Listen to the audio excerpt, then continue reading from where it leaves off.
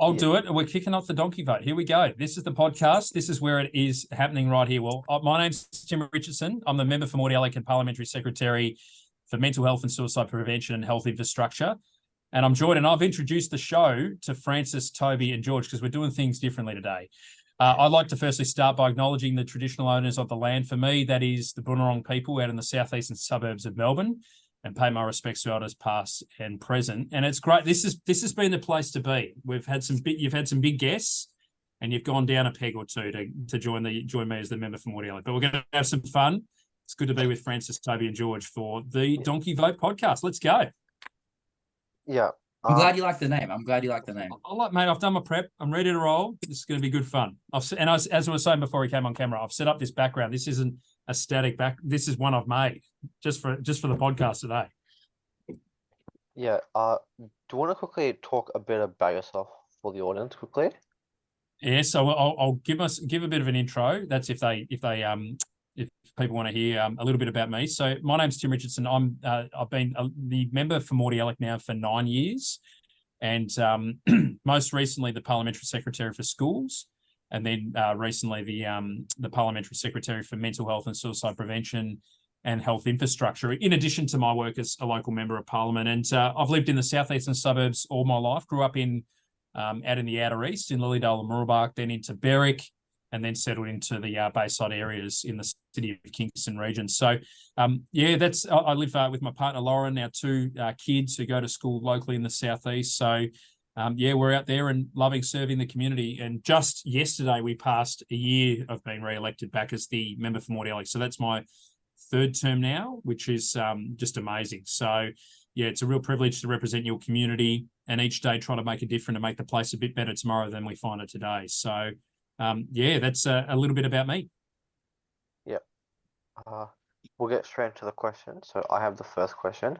How is your high school and university life? Do you have any memorable moments?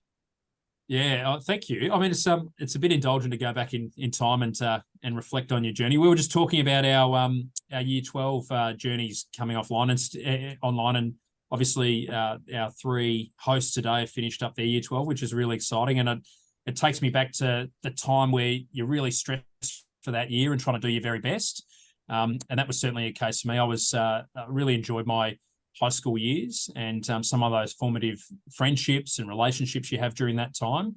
And just reflecting just on our chat with Year 12 going through and doing the best you possibly can. It's a really stressful and anxious-induced time where you want to get the best score you can. But my uni life took me a little further than I went to school in Berwick and grew up in Berwick. So I was literally 300 metres from my house was my school. I'd still get there late, boys. So even though I was 300 metres away, I'd still get there a bit late sometimes. But when I got my ATAR offer for uni, I'd hoped to go to Melbourne Uni and do law commerce.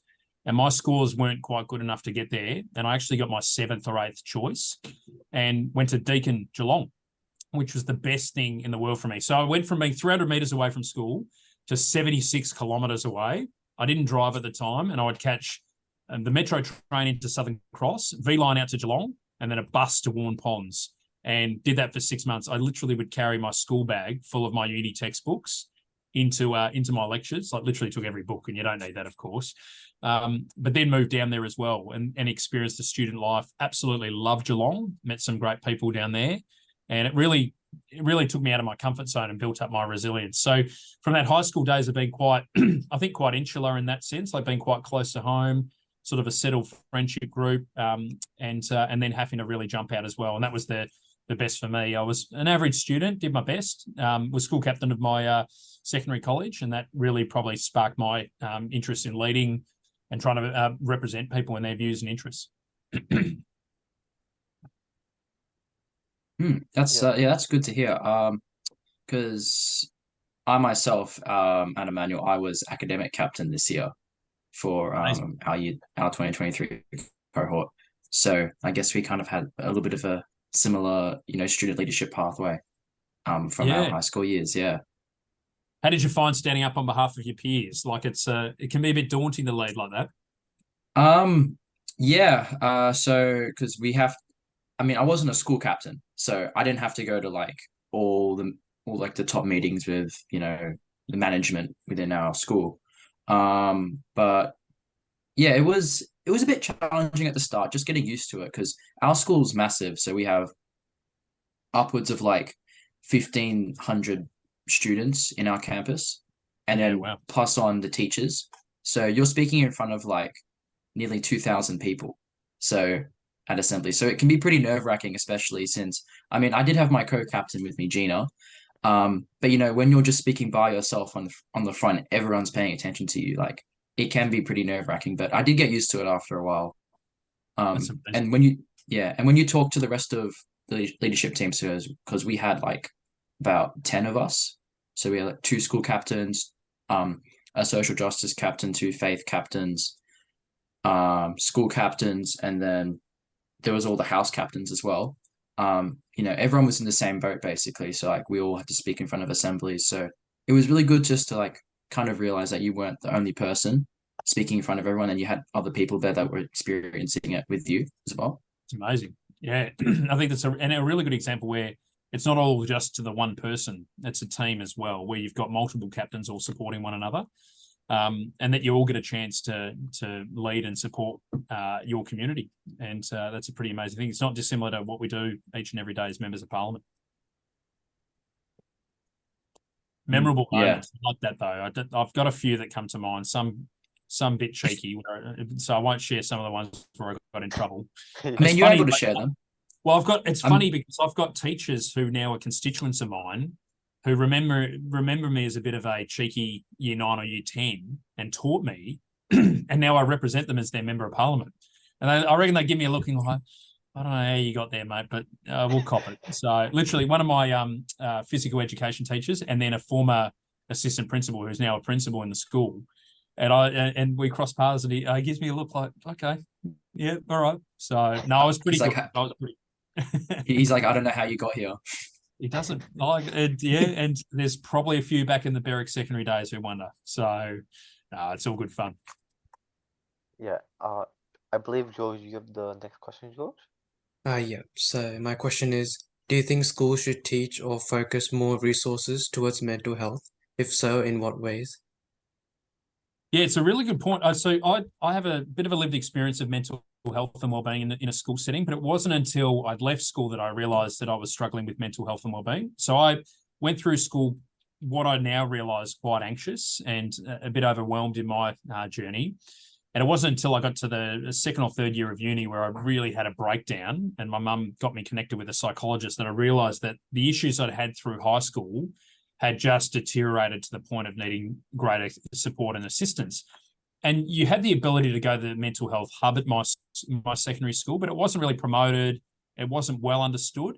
It wasn't universal like we want across all of our schools to have mental health and wellbeing policies. So one of the Victorian government's policies is having mental health and wellbeing practitioners in every single school. So that's across the 1,550 schools that we have holistic school-wide practice to support the mental health and wellbeing of students. And when we think of so many people will be impacted by mental health and wellbeing across their life, we should be teaching students and empowering students to know what to do. And then if they see someone who needs support or they know that they need support themselves, that they know where to get to. And that's one of the key elements of the Royal Commission into Mental Health and Wellbeing is the critical role our schools, our educators, and our mental health and wellbeing staff play in supporting students. So I think it should be in everything that we do, in schools, in community organisations. Our faith leaders have a big role to play in our sporting organisations and in our workplaces, that we have mentally healthy and safe places.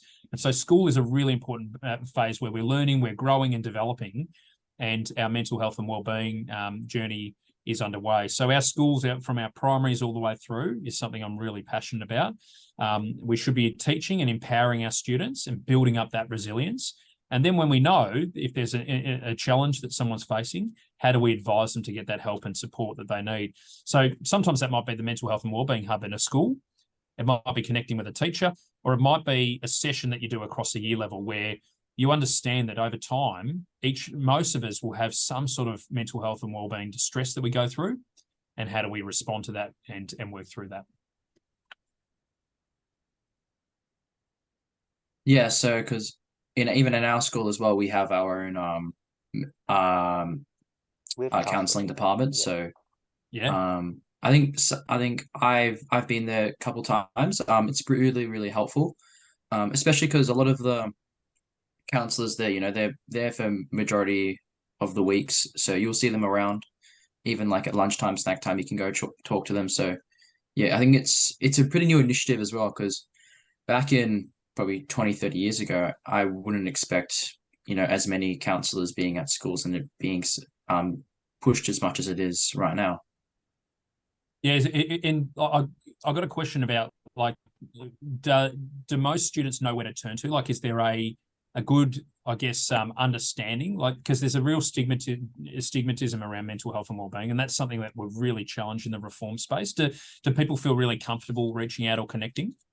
I can say, okay, so we, one of my friends, we had to kind of like lead him towards them, kind of like at least make him go to at least one or two of them, and then he kind of actually like went to them regularly. So it's a bit, I would say they don't know really how, but they might not be also confident to do it by themselves. They might need actual Yeah. like someone else to help them Yeah. with them. I think there really, is still, yeah. yeah, I think there is exactly. still there's still a bit of a stigma towards going to a counselor and psychologist even now. Because there's a lot of people, they don't like to kind of show that they do go there. And like it's not something like, I guess, you really want like a lot of your close friends to know about. And I mean, I think in most circumstances, it's probably just the fear of being judged by your friends if you do go to a counselor. But what I've learned is, like, from a lot of my friends and even from my own personal experience, like talking to people and telling them that like I am seeking help, like you get to understand that actually a lot of your friends are there to support you, and those false thoughts in your head that you think that you're going to get judged just because you go to a counselor are really just things that play along in your head and are just negative emotions that you sometimes feel in those sort of circumstances. Yeah. Yeah, it's a great call. I mean, it's evolving over time, and it's a really important thing. And speaking so candidly, like you have, Toby and Francis, is really important. I try to do that when I'm at my local schools and communities. And sometimes you don't know the ripple impact that you have, that effect on others, to make them feel comfortable. But we don't hesitate when we have a physical ailment. And I'm not the fittest in my community. I try to do a bit of skipping, a bit of running. Not very far, but if I did something like an injury, I wouldn't hesitate to go to the physio, wouldn't hesitate to go to the osteo. And it should be the same in our mental health and well-being. It should be instinctive, and that there shouldn't be anguish or concern. We need to get to the point where it becomes instinctive like that, and sharing our voices and profiling that is really important as well. What do you reckon, George? Yeah, I think even in our school, like they're trying to like promote it more often, like in assemblies, the counseling team do like talk about it and like kind of encourage us to like go to it. That's awesome. Yeah, it's really important. I'm really passionate about this space, guys, and the more we can do and the more profile we can raise, and the sheer fact that 3 out of 4 Victorians that we lose are boys or men in Victoria, over 700 Victorians we lost last year, and 3 out of 5 have never interacted with a mental health and wellbeing service. So that means they haven't connected once, and we lose that many people. So that tells me we need to do a lot more work, and raising our voice and our profile is really important. And as people doing a podcast, or as a parliamentarian, that's the type of role that we can bring in a safe and positive way, making sure that we're sensitive and we're safe in that space, connecting with people. So well done. That's really important that you highlight that and you speak so freely about mental health and wellbeing. Yeah. The next question we have is how is the transition into becoming a politician from a line maker for local roads and a advisor in the state and federal government?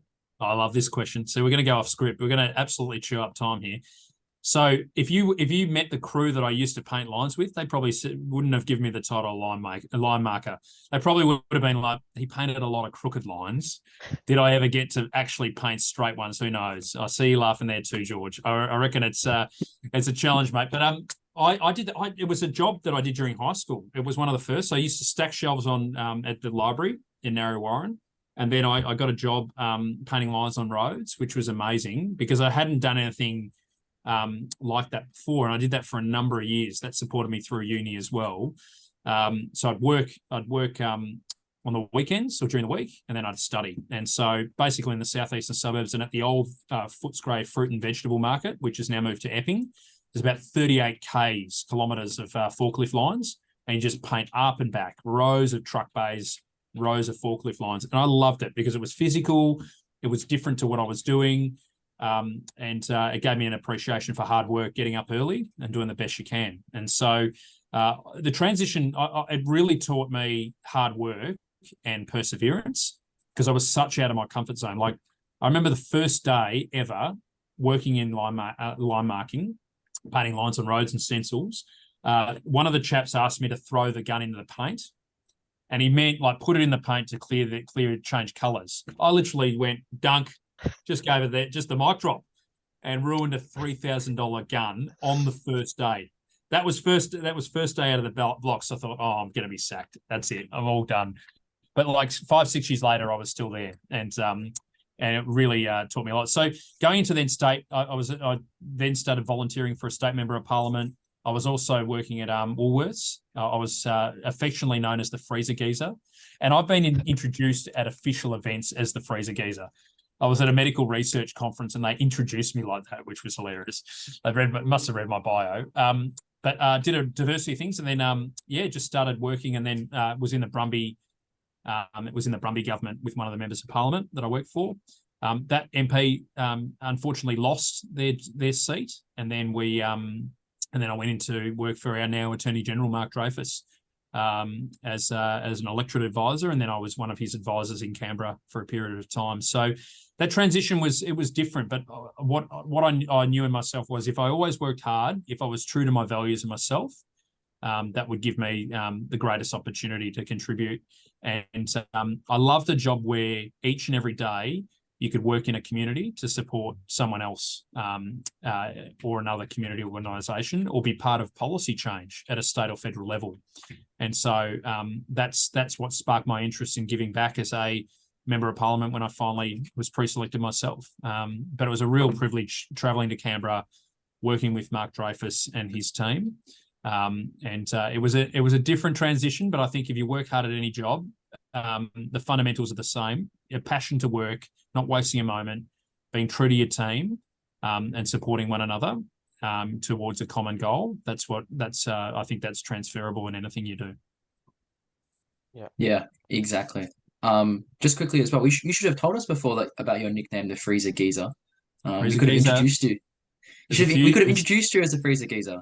There's a few other rough ones running around. That my name's Timothy. They used to call me Mothman. Normally you take Tim and Timothy. They used to take Moth. I don't know. Very loose, that crew. So yeah, it was good fun working on those road crews, especially when you get up in the middle of the night doing night shifts as a student. That was full on. So lots of fun. Yeah. I believe you have the next question, George. Yeah. So, what made you join the Labour Party and run in the 2014 election for the first time? Yeah, well, I was a member of the Labor Party for a number of years before that, and I joined the Labor Party because it most connected to my values. And not to say other political people find their calling in different political parties, and that's the beauty of our democracy. But I really was drawn to the Australian Labor Party for its union values, its support for workers, and the notion of a fair go for all, and the fact that government should be intervening in people's lives to support and to lift up communities as best we can, and that we don't leave anyone behind. And so I really connected to those values, the notion that particularly those union values of workers collectively striving together to get better outcomes. And we see a real reduction in union membership and a real stagnating of wages. And we see that where workers are disempowered and where we see union membership drop, we see a stagnating in wages. And there is a significant correlation to that as well. So I really connected with the Australian Labor Party, loved participating, getting involved in a range of different policy forums, and then having worked in state and federal, had a chance to be a bit more involved in policies. Like with Mark Dreyfus, it was climate change, and energy efficiency, which I have such a passion for. I'd always, though, I was a product of a public education, so that was really the nucleus for my political values, was the notion that everyone should have a opportunity to education. It's one of the greatest levers that you can pull in social change, and the determinants of life is to give everyone that opportunity. So then a few people said to me, you should think about running for as a candidate for the Australian Labor Party in the Mordialloc seat. I thought, goodness me, am I ready? I was 24 at the time, so I was a bit underdone, still just leaving my freezer geezer line marking behind. And I had huge imposter syndrome. I'm thinking, goodness me, like, you know, you get up, you know this in leadership roles, guys. Like, you get up and you go, oh, do I actually know what I'm talking about? Can I actually make a meaningful contribution? But I thought, there's not too many young people in Parliament. A lot are getting in older. I'm a few years out of high school. I've done uni. I've finished up uni now, and young people need to be represented. And I thought, as long as I work hard, as long as I seek counsel and advice when I'm not sure, and I research as much as I can and work as hard as I can, that would set me in good stead. So yeah, then I believe that the people that had suggested that I should have a go, and stepped up and ran. So I was pre-selected in October 2013. So it was a big campaign. It was about 14 months, and then was elected in November, at the end of November, early December 2014. So it was nerve-wracking. I still look back at that time and think, goodness me, it feels like a different person. Like, when you learn so much on the job and experience a lot, I look back and I can barely remember some of those early times. I remember being really nervous and just trying my absolute best. And it took me about 6 months to start to actually feel comfortable in that setting as well. So yeah, it was pretty full on. Actually, one of my colleagues who got elected with me, Nick Stakos, is literally calling me on my iWatch at the moment. I won't take the call, though. Another Frankston line buddy. So got to get Nick Stakos on the podcast. He's done some stuff, great stuff on the Frankston line with us. But it was really nerve-wracking, but absolutely amazing. And then to stand up and be the first one to give you a speech, so the youngest gets to give their first speech, with the Premier, the Deputy Premier, Premier Andrews, and then our Premier Allen. It was one of the most nerve-wracking moments, but really a proud moment to be on behalf of your community. You're their champion, one of 88 lower house members of Parliament. I want to suggest to you that question is an absurd question. You are asking a Cabinet Minister, 3 ministers of the Crown, to apologise for upholding the law of Australia, for acting in accordance with the law of Australia, for following the instructions of the High Court of Australia.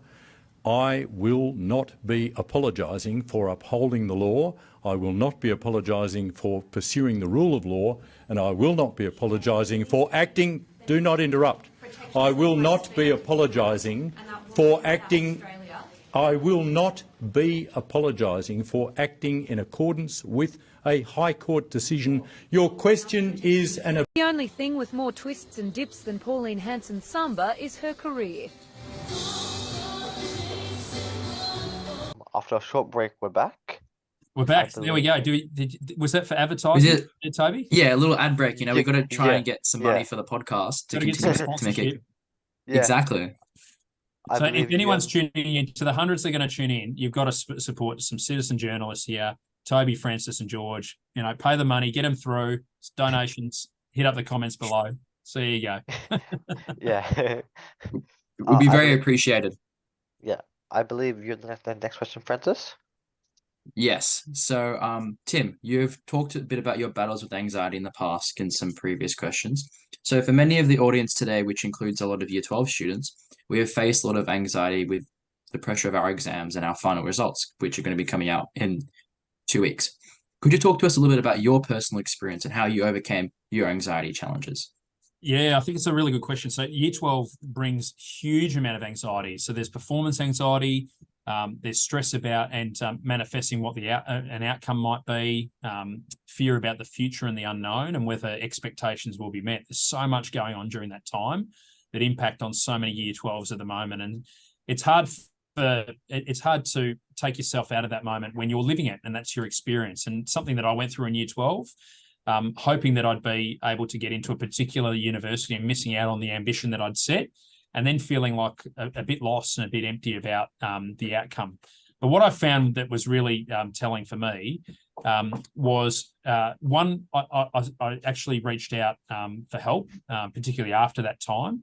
So actually connecting with the wellbeing team, having that support, that presence and that care is really important as well. Sorry, just my team answering the door at the moment. Hang on, sorry, the bell went off.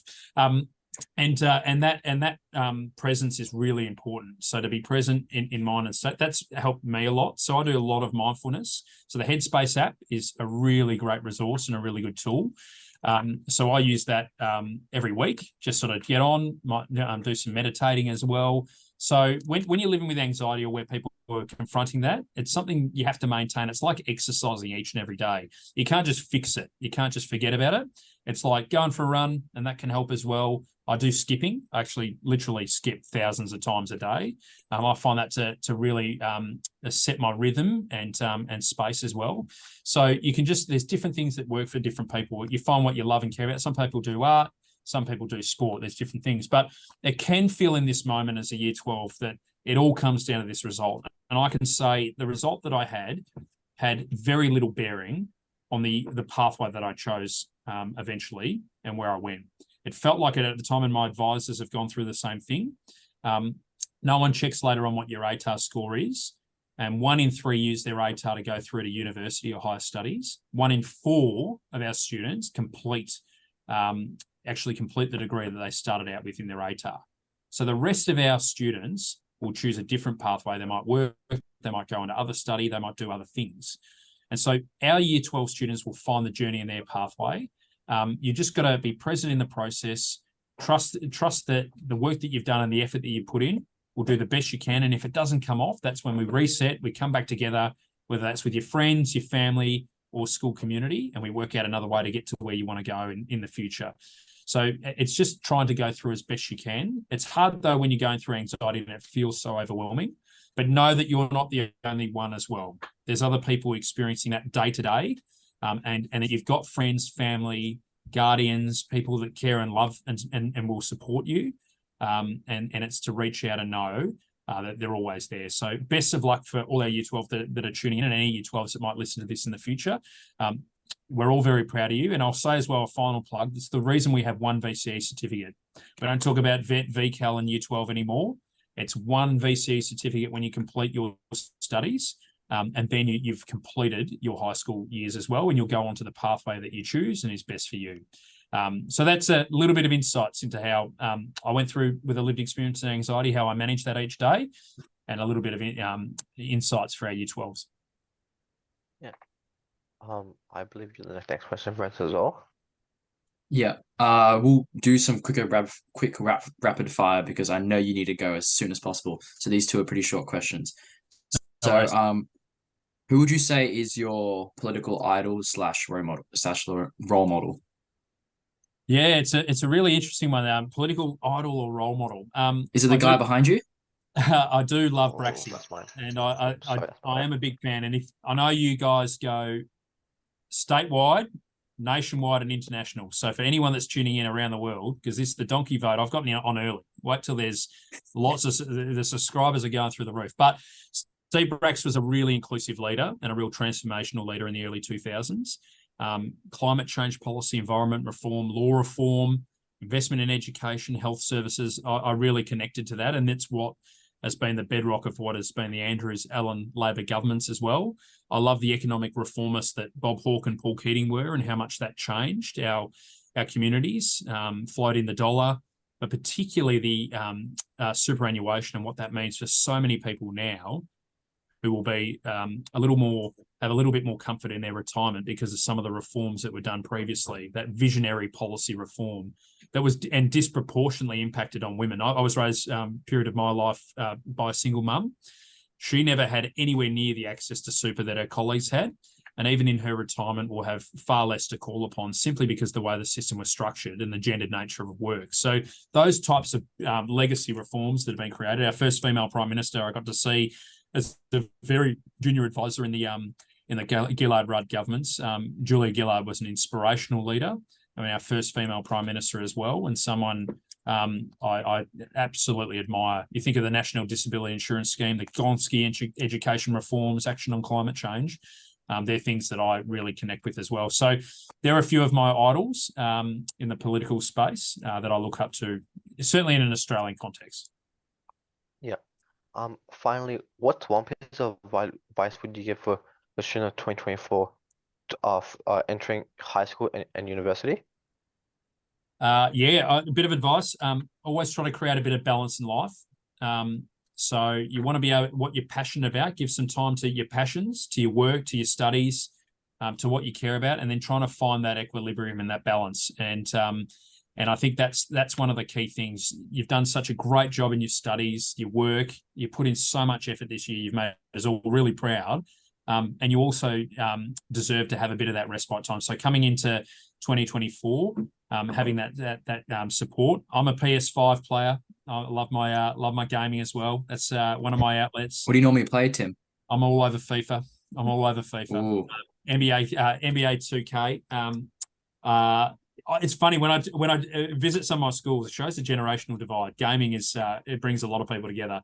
I'm not as good as I used to be, and I watch some of the gaming now. It's pretty intense. It's one of the biggest leagues is actual virtual gaming. The Minister for Tourism will tell you that, Steve Demopoulos. Got to get Steve on the podcast. That's a shout out for the Minister for Tourism, major events. Get him around. He's an absolute great minister. But finding that balance, trying to make the most of it. Don't set goals that can never be attained. Just even set week to week ambitions that you want to achieve. Have a little list, go through it, and just go at your pace. Don't yardstick yourself to anyone else. Do what makes you happy in your passion and calling. And hopefully, if you don't get the offer you get, that's okay. Find a new journey and a new pathway. If you get in, embrace that moment. Enjoy student life. Enjoy working life, and have a crack. Year 12 is fun. I don't know if you've done graduation. It's been it's pretty amazing time in life. I look back fondly on my school years. Yeah, we had our graduation. I think now just under a month ago.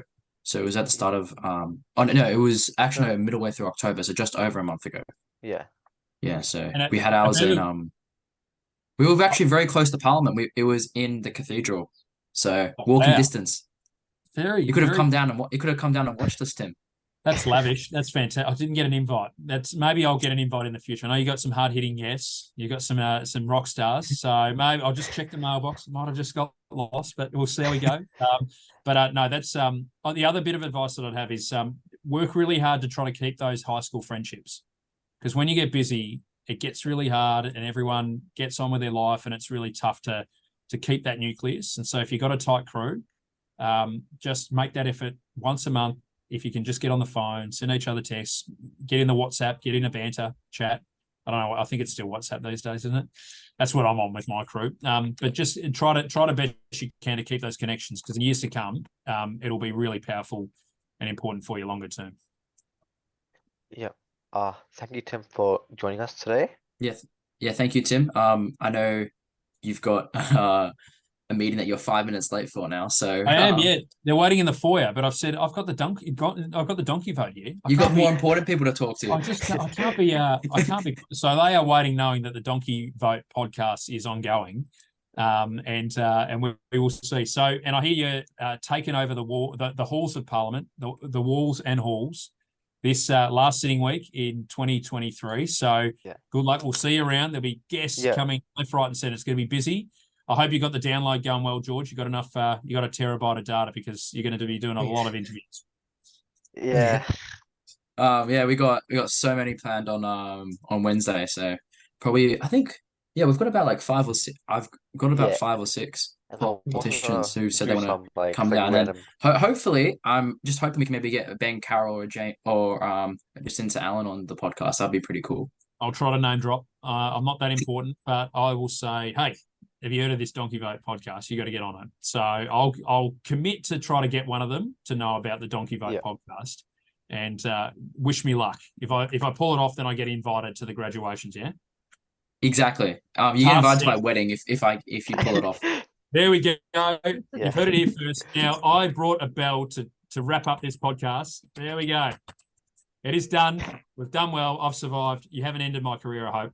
And we will. No. We We've will got you catch and up we've soon. gotten you a promotion, Tim. Didn't Future go on? Labour leader now. Oh, Struth, there you go. I tell you, if that happens, then the state has gone to ruin. All right, team, go well.